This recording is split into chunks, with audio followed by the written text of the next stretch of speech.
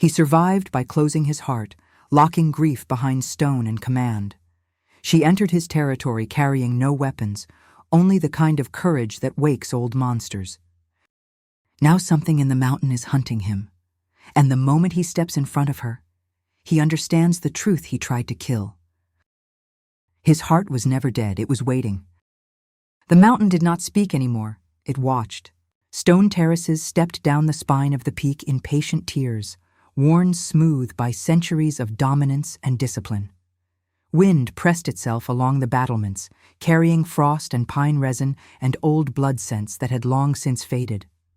The banners still flew, dark sigils against iron sky, but even they stirred without conviction, as if they obeyed out of habit rather than pride. Cade Blackthorn stood alone at the highest rampart. He had not always ruled alone. His hands rested flat against the stone, bare despite the cold. The mountain bit at his skin, testing for weakness, and found none. He did not flinch. He never did.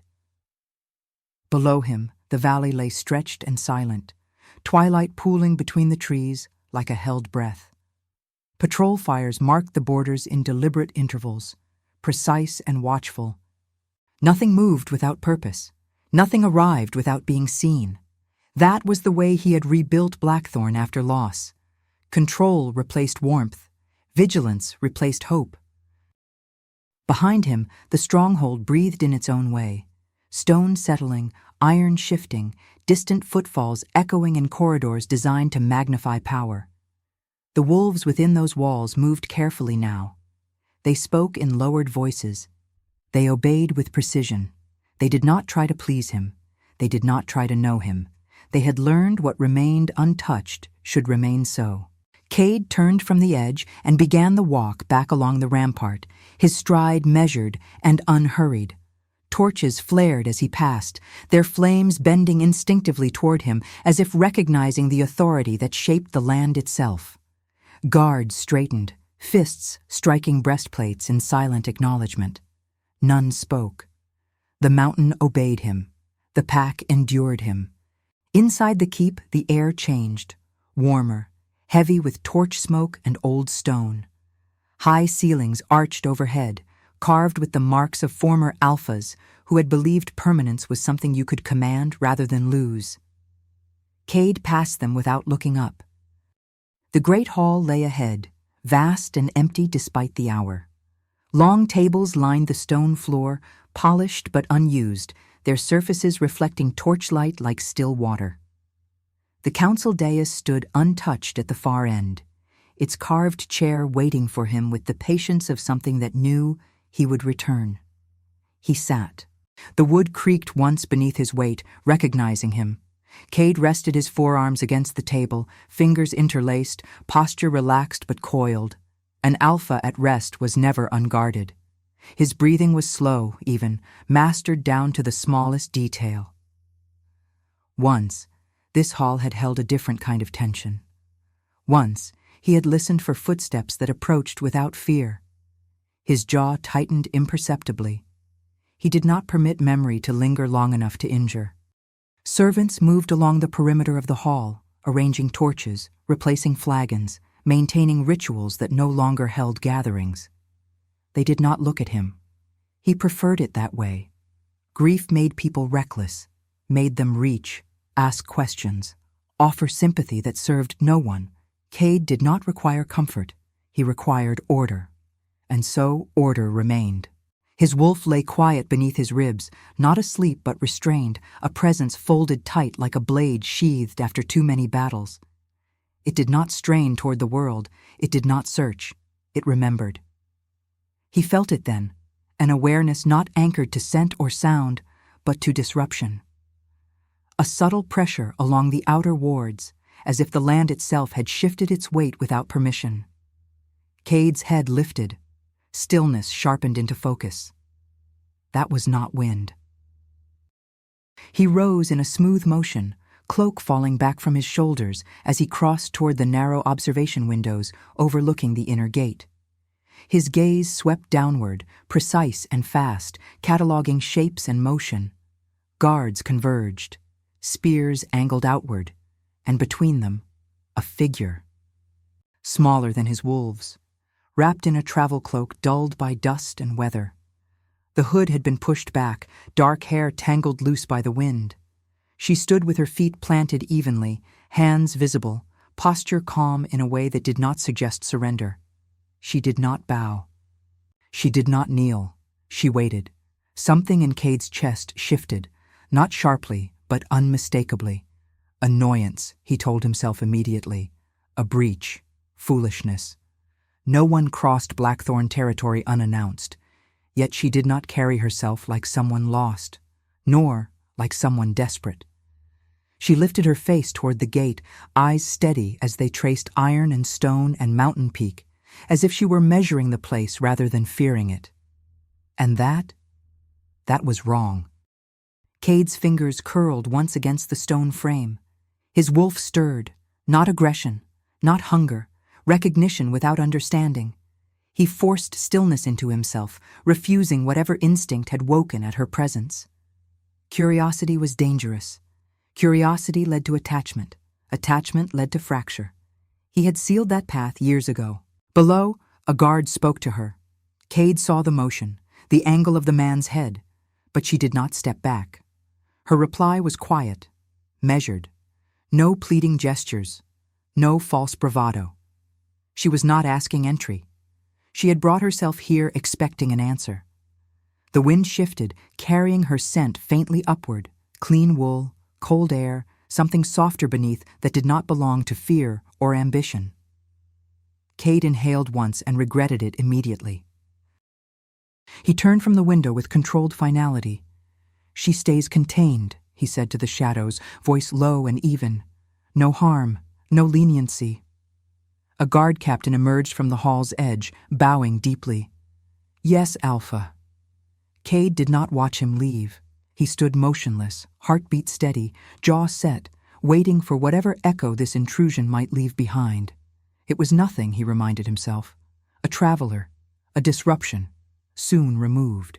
Yet the mountain felt different now, less silent, less compliant, as if something had breathed where the air had long been held still. And Cade Blackthorn, alpha of a land hardened by loss, remained standing where he was, aware for the first time in years that his heart had not been dead, only buried. Snow had begun falling by the time Cade descended into the inner courtyard, fine grains like ash drifting through torchlight.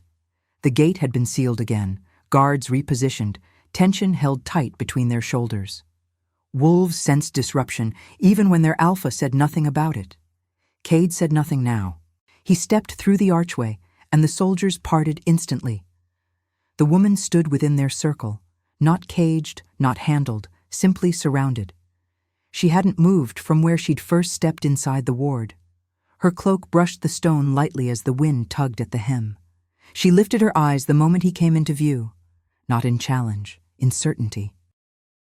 Cade stopped several paces away, close enough for dominance to be understood, far enough to keep the distance he lived by. "State your purpose." His voice carried without needing to rise. Her breath misted in the cold. She did not drop her gaze. "Your patrol intercepted me outside the ridge." A beat. "I crossed intentionally." "Why?" The question was not curiosity. It was command. "Because I needed to speak with you." Wolves shifted around them. She did not flinch. Her steadiness was not bravado. He would have scented that. It was resolve, shaped by something quiet and unyielding. He studied her, expression unreadable. "Strangers do not request my attention." "You would prefer I lied?" she asked, tone level, not sharp. A murmur went through the guards. Cade's eyes narrowed slightly. His wolf lifted its head. Not in offense, in awareness. "Name," he said. She hesitated only long enough to draw breath. "Ilara." Just that. No lineage, no claim, no apology. The name settled between them like a stone dropped into still water. Cade didn't respond outwardly, but the sound of it, simple, steady, did something unwelcome beneath his ribs. He circled her once, not in threat but assessment. She stood still, allowing it, her posture neither submissive nor defiant, just present. Her scent reached him again, faint but clean, threaded with something warm under the cold. Too warm. He stopped in front of her. You are far from any safe path. I know. Yet you came alone. I did. A foolish move, a bold move, a deliberate move. What is it you believe I can give you? He asked quietly. Her throat moved with a swallow. Not what. Who? The courtyard stilled. Even the snow seemed to hesitate. Cade's jaw flexed. Choose your next words carefully. I came to find the Alpha of Blackthorn, she said, and now that I have, I'm asking for passage into your territory. For a reason I'll explain when we're not standing in a circle of drawn blades. Cade looked down, realizing 2 guards had instinctively tightened formation. He hadn't noticed his wolf rising until now, pacing just beneath his skin. Not aggressive, just alert. Too alert. He lifted one hand slightly. The soldiers stepped back several paces at once. Elara exhaled slowly, not relief, not fear, simply the release of air she had been holding with control. Her composure unsettled him more than panic would have. Inside, Cade said finally. A guard blinked. Alpha. She is a guest until I say otherwise. There was no question after that. They escorted her through the stone corridors, though no one touched her. Cade walked at the front, not looking back, yet aware of her steps behind him as clearly as if she were tethered to his pulse. Her gait was even, almost soundless. She moved like someone used to harsh terrain, used to traveling alone. His wolf listened. The stronghold felt different with her inside it. Air warmer, shadows shifting, something living threading through the cold architecture he had allowed to mirror him for too long. He did not like it. He could not ignore it. At the threshold of a smaller council chamber, he stopped. The guards remained outside at his gesture. Cade entered first, then turned to face her as she stepped through the archway. The door shut behind them with a weighted thud. And silence settled. A different silence, not empty, expectant. Elara lowered her hood. Dark hair brushed her shoulders, slightly tangled from wind and travel. Her face was calm, framed by features shaped by endurance rather than delicacy. She looked like someone who had walked through miles of things she did not speak about. Cade did not sit. Neither did she. What is your purpose here? He asked again, voice lower, steadier. Her hands remained at her sides. I'm searching for someone, and your land, your borders. They're where the trail ends. Who? His tone darkened. My sister. Cade's eyes narrowed, not in suspicion, but in calculation. Why come to me? Because Blackthorn is the only territory she could not have crossed freely. If she came this way, someone here would know. Her breath caught, not weak but briefly unguarded. I have reason to believe she did.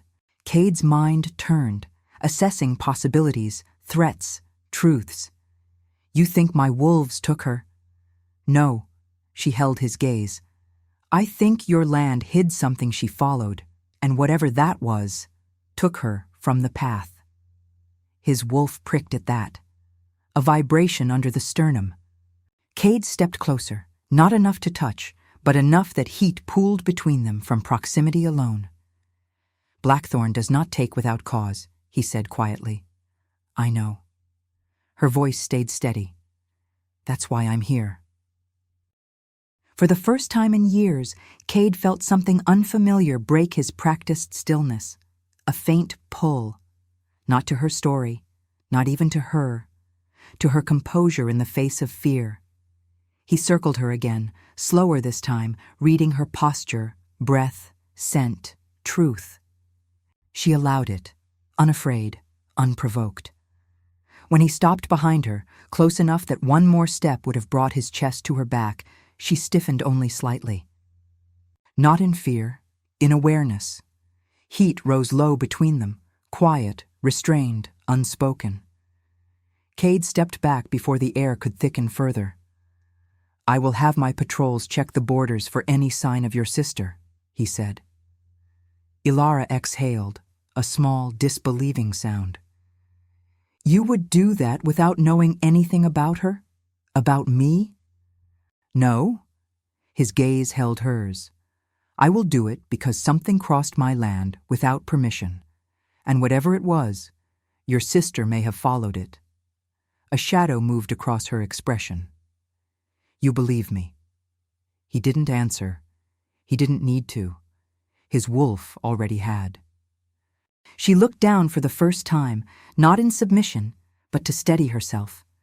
When she lifted her gaze again, resolve, quiet but fierce, shone through it. "Then let me help." Cade's breath stilled. "You're injured," he said, voice low. She blinked. "I'm not—" "The way you favor your left side," he said. "Barely noticeable, but it's there." Heat flickered across her cheeks, awareness, not embarrassment. "It's nothing. It will slow you." He stepped closer again, not touching her, but close enough that she had to tilt her chin slightly to hold his gaze. "And I do not allow weakness in a search party." "Then don't let me be weak." A beat. Cade's wolf reacted first, a deep, slow push under his ribs. He exhaled through the pressure. "You will remain in my stronghold until I determine the threat." Her jaw set with quiet determination. "Then I'll wait." Not obedient, willing. There was a difference. Cade turned toward the door before his silence became reveal. "Rest," he said. "You will need it." He didn't look back as he left. He didn't have to. He felt her presence long after the door closed, and for the first time in years, the mountain did not feel untouched. It felt disturbed, alive, and watching. Ilara learned the rhythms of Blackthorn quickly, not because anyone instructed her, but because the stronghold lived by patterns forged through discipline and grief. Morning patrols shifted at first light. Wolves returned in silence, snow shaken from cloaks and fur, reports delivered in clipped tones. The halls remained clean, ordered, untouched by warmth beyond function. And Cade Blackthorn remained everywhere without ever lingering. He did not avoid her. He simply did not stay. They crossed paths the first time at dawn, beneath the eastern gallery where the stone caught pale sunlight before the rest of the keep stirred. Ilara had been standing at the narrow window overlooking the ravine, hands braced against cold stone, hair loosely braided back. Cade halted mid-stride when he sensed her, not because she startled him, because his wolf did. It had begun to recognize her presence before his conscious mind allowed it. She turned at the sound of his boots, posture calm as she inclined her head, not bowing, not challenging, just acknowledgement. "You walk early," she said. "I walk when needed." A faint curve touched her mouth, not amusement, understanding. "Then we share a habit." Cade gave nothing back. He should have continued on, let the moment pass. Instead, he remained where he was, watching her as light traced the curve of her cheek, the steadiness in her eyes. She gestured toward the ravine. "Your land listens." He stiffened. "It listens to me." "Yes," she agreed softly, "but it listens for you." The words slid beneath his defenses, not because they were poetic, but because they were observant. He turned away first. Later, in the training yard, he watched her without permission. Ilara moved carefully through drills offered by his patrol leader, not weakly, not clumsily. She favored her left side still, but only slightly now. When corrected, she adjusted without complaint. When she faltered, she did not curse the pain or hide it. She breathed through it. Cade stood at the edge of the yard, arms crossed, expression unreadable. Wolves trained harder in his presence. They always did. Yet his attention stayed fixed on the woman who refused to compete and did not ask for approval. She paused between exercises, sweat darkening the wool at her throat, and glanced toward him, not to seek praise, not to protest, just to meet his gaze. Heat sparked low and unwelcome. He left before it could rise further. By the third evening, she began to press, not with questions, with presence.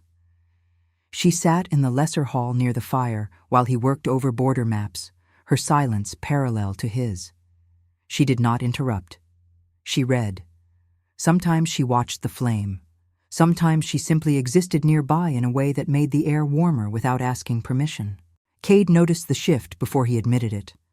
He had begun to sit closer. He corrected himself every time. Still, the distance closed incrementally. "You don't sleep much," she said once, not looking up from her book. Neither did he look up. "Neither do you." "I do when exhaustion wins." Silence held. "You don't let it," she added quietly. Not accusation, observation. His fingers tightened against the table once. He forced them still. He should have ordered her back to her chamber. Instead, he remained. She closed the book eventually and rose, stepping closer. Slowly, deliberately. Not toward him, toward the fire. Her proximity sharpened everything. The scent of parchment and wool, heat-warmed skin beneath restraint, the sound of her breath when she paused too close to his chair. Cade felt it then. Not desire exactly. Pressure, the ache of proximity denied. His wolf shifted again, restless now, pacing against long-locked memory. "You challenge my patience," he said quietly. Her voice stayed even. "I don't intend to." "Then why do you stay?" His gaze lifted at last, locking onto hers. "Why not retreat when you feel the boundary?" Alara met his stare without flinching. "Because retreat is not what you need." The air between them tightened. "You presume much." "I observe," she replied, "and I respect what is broken enough not to force it." That nearly undid him. He stood abruptly, the chair scraping faintly against stone. Ilara didn't step back. She didn't step forward either. She held. "Do not confuse tolerance for invitation," Cade warned, voice low. "I won't," she said, "but don't confuse isolation for strength." The words struck precisely where his defenses were thinnest. He moved before he realized it, stepping in close, stopping a breath away, close enough to feel the heat of her, close enough that one hand could have risen and ended restraint altogether. Neither touched. The denial burned. "You think you understand what you stand before," he murmured. "You don't." Her breath trembled once, but she remained still. "Then tell me." Cade closed his eyes for half a heartbeat. Memory surged, unbidden, sharp. Loss. Firelight dimmed. A voice no longer present. He stepped back as if burned.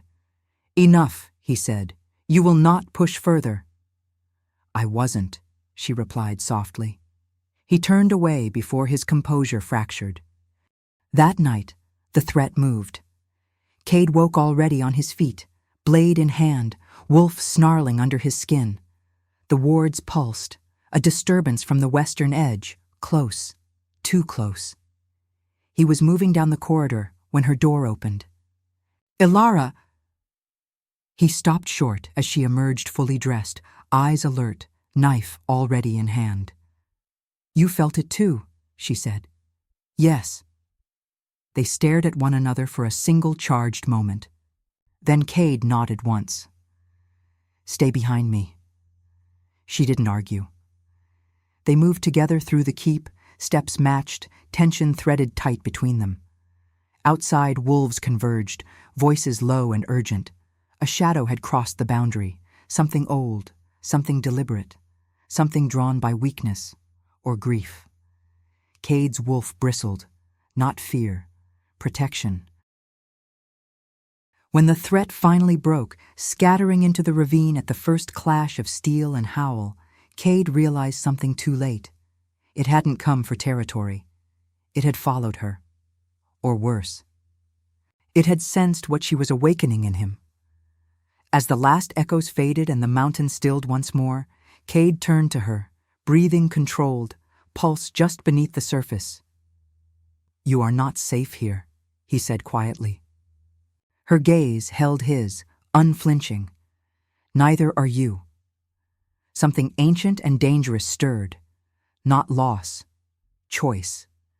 And for the first time since grief had closed his heart into stone, Cade Blackthorne stood in the aftermath of danger, knowing one truth with terrifying clarity. She was no longer just a guest. She was the breach. Storm clouds gathered long before dawn broke. Not the kind carried by weather, but by intent. Cade stood on the western battlement, cloak snapping behind him as the wind clawed at the stones.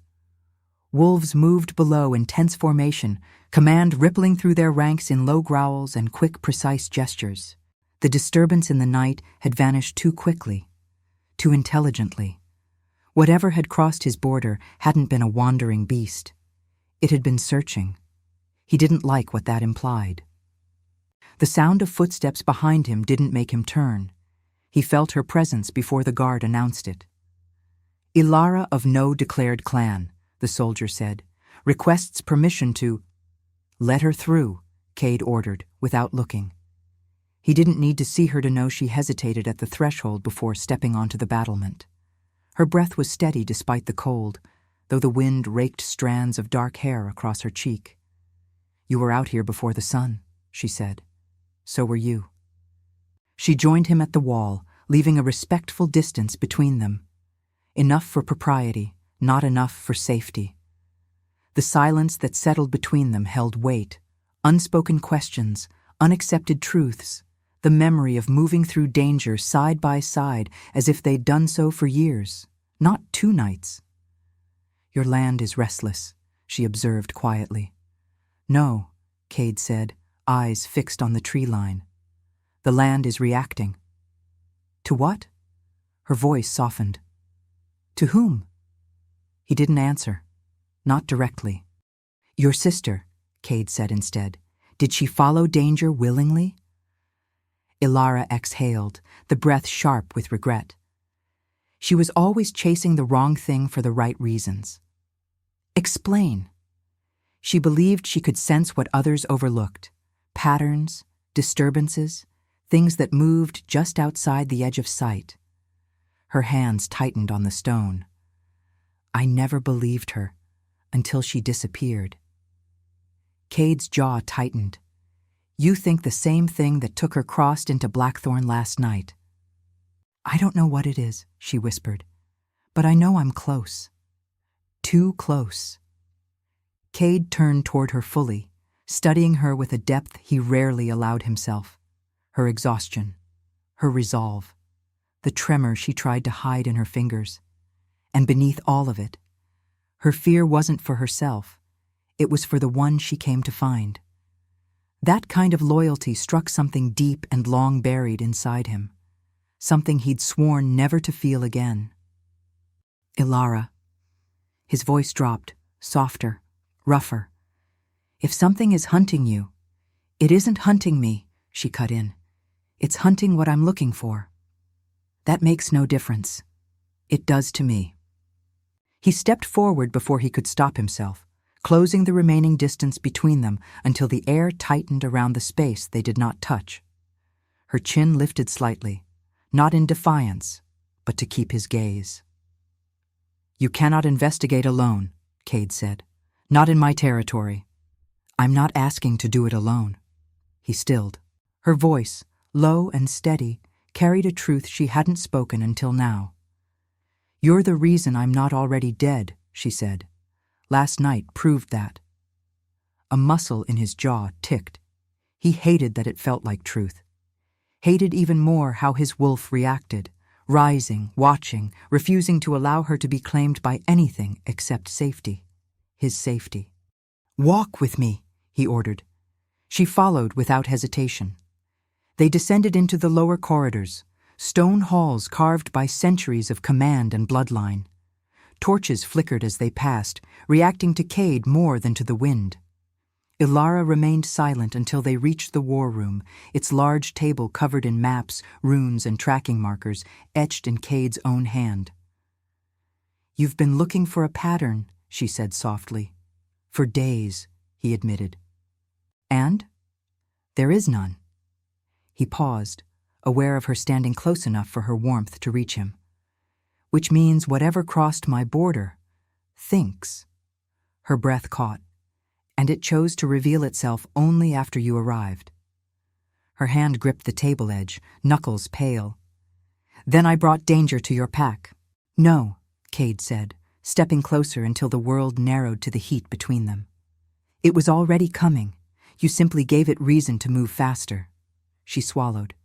"Because I'm searching." "Because you matter," he corrected. She froze, not from discomfort, from the weight of hearing something no one had spoken to her in a long time. Cade felt it, the shift, and his wolf pressed forward, insistent, protective, possessive. He reached out, slowly, deliberately, and rested one hand on the table beside hers, not touching, but covering the space her fingers might have been if she moved an inch closer. Heat gathered in that small, forbidden distance. "I will find what hunts your sister," he said, "and I will end it." Her voice trembled around the edges. "Why? You barely know me." His gaze locked onto hers, dark, unmoving. "Because something dared cross my land," he said, "and because it looked at you." Her breath stilled. That was when the alarm horn sounded, deep, resonant, vibrating through the walls. Cade moved instantly. Ilara followed. They reached the courtyard just as wolves sprinted toward the southern ridge, shouts rising, blades drawn. A patrol leader skidded to a halt before Cade. "Alpha, something was on the cliffs. It fled when we approached." "Something?" Cade growled. "We didn't see its shape, only the eyes." Ilara spoke before she could stop herself. "What color?" The warrior hesitated. "White, bright as frost." Her face drained of blood. Cade didn't miss it. He turned to her sharply. "You know what that means." She nodded once, breath shaking. "My sister wrote about them." Cade stepped closer, voice low, dangerous. "Then tell me everything." Ilara swallowed. She said the white-eyed ones don't track prey." "What then?" "They track wounds." Cade stilled. Time stilled. She lifted her gaze slowly, painfully. "And Alpha, it didn't follow me." Her voice cracked. "It followed you." The courtyard seemed to tilt. Cade's wolf surged, bristling with fury and something darker, recognition. Old grief, old scars, something he had buried so deeply he no longer felt the pulse of it. Until now. "Ilara," he said, voice barely human. "You need to step back." "No." She moved closer instead. "Whatever is coming, it chose you because you've been hurting too long, because you've made yourself alone, because it feeds on what you refuse to heal." His breath hitched, a dangerous sound. She reached toward him instinctively, then stopped, remembering the boundary. But the intention alone nearly broke him. "Ilara." His voice scraped raw. "I cannot be what it wants." "You don't have to be," she whispered. "You only have to let someone stand with you." No one had spoken to him like that in years. No one had dared. And Cade, Alpha, protector, stone-hearted guardian of a wounded land, felt something inside him begin to tremble, not from fear, from awakening. The mountain wind rose. The threat gathered again at the edge of the territory. And for the first time since his heart had shattered, Cade Blackthorn felt something powerful enough to challenge the darkness he had lived with. A reason to fight for more than survival. A reason to feel again. The space below the mountain was ancient, heavy with things long buried. Stone walls narrowed as Cade led the way, torchlight bending strangely along the passage as if the fire itself sensed where it was being taken. Wolves followed in disciplined silence, forming a protective perimeter without instruction. Alara walked directly behind Cade, close enough that her presence pressed against his awareness like a steady hand at his back. Whatever waited below was no longer hiding. It expected him. The air thickened as they crossed the final threshold, cold and wrong, draining warmth without sound. Cade felt the pull instantly, a familiar ache blooming behind his sternum, sharp as the moment grief had first lodged itself there. His wolf bristled, not in fear, but in fury at being recognized. Alara caught her breath beside him. "She's here," she whispered. Cade nodded once. "Stay with me. I won't leave." He didn't tell her not to promise that. They stepped into the chamber together. The space opened wide and circular, the stone walls veined with pale fractures that glowed faintly. Runes long abandoned, reawakened by something feeding on what should have been left buried. At the center stood a structure of ice and light, neither fully solid nor fully ethereal. And within it, a woman. Suspended, breathing. "Alara," her sister murmured weakly, eyes fluttering open as if the name itself anchored her. Alara broke formation without thinking. Cade's arm snapped out, catching her at the waist before she could rush forward. "Wait," he said quietly. "It wants movement." Alara's hands curled into his sleeve, but she obeyed. The air shifted. The white-eyed presence emerged, not fully formed but felt. A pressure, a weight, a consciousness that fed not on flesh but on unresolved pain. Its voice did not echo, it pressed. "You stand where grief lives."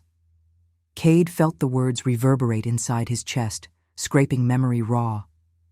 "You built a throne around loss."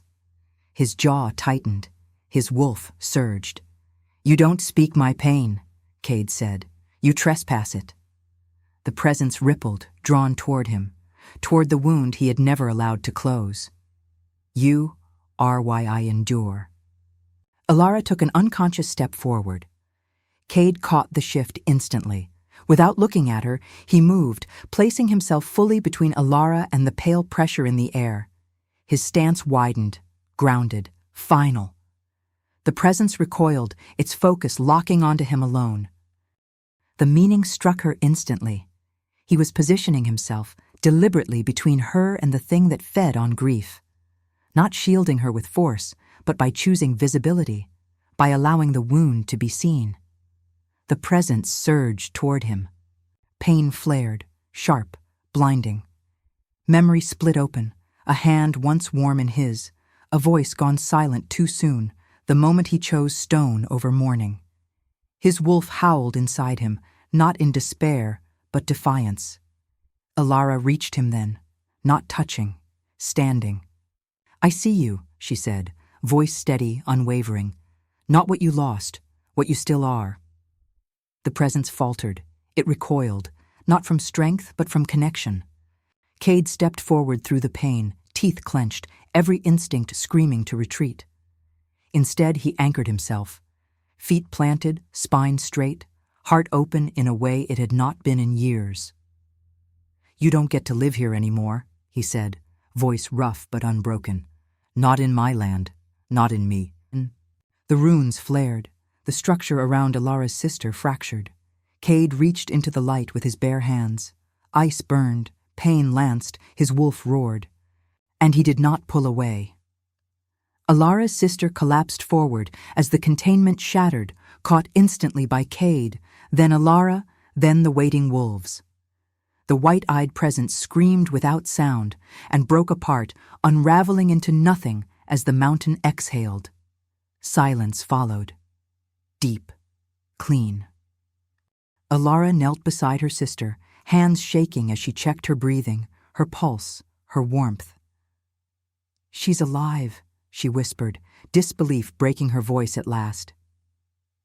Cade sagged slightly, then caught himself. Alara noticed instantly. She rose and crossed to him, stopping inches away. "You shouldn't be standing," she said softly. Cade didn't answer at once. He was breathing carefully, as if testing where pain still lived and where it no longer ruled. When his gaze lifted to hers, It was steady, unyielding. "I'm still here," he said. Her hands rose without permission, stopping just short of his chest, close enough that he felt the heat of her palms.